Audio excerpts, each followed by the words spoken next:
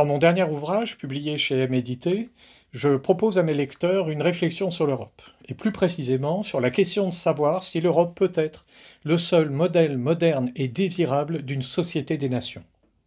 J'ai écrit cet ouvrage dans un moment très singulier puisque l'invasion de l'Ukraine par la Russie nous rappelle que l'Europe est encore et toujours le théâtre de conflits meurtriers, de dévastations guerrières. Et peut-être que c'est le moment de revenir à une réflexion authentiquement philosophique portant sur l'Europe. La question de la guerre pose le problème de l'unification des hommes. Lorsqu'un corps politique est constitué, il produit une petite unité à l'intérieur de l'humanité et il participe en ce sens à la division de l'humanité.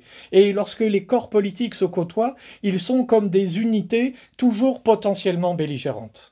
Alors se demander si l'Europe est un modèle de société des nations est au premier abord paradoxal.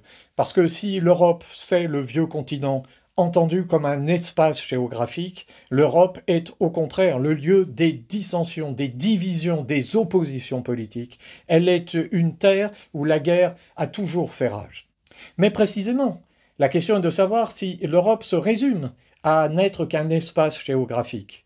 N'existe-t-il pas une essence de l'Europe qui dépasse cette réalité spatiale? Ne faut-il pas concevoir l'Europe comme une union, comme une association de nations?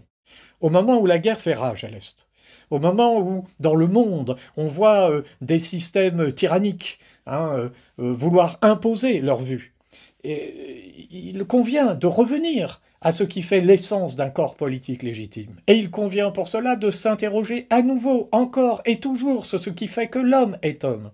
Et si ce qui définit l'homme, c'est la liberté, alors dans le corps politique, il n'y a pas de place pour les tyrans. Et dans une association libre de nations libres, il n'y a pas non plus de place pour les tyrans. D'ailleurs, les tyrans toujours divisent la société et toujours ils feront en sorte que il n'y ait pas d'unification possible entre les nations. Ils ne veulent pas d'une société des nations, raison pour laquelle il est urgent pour nous de penser à nouveau à la fois l'Europe, la République et la liberté.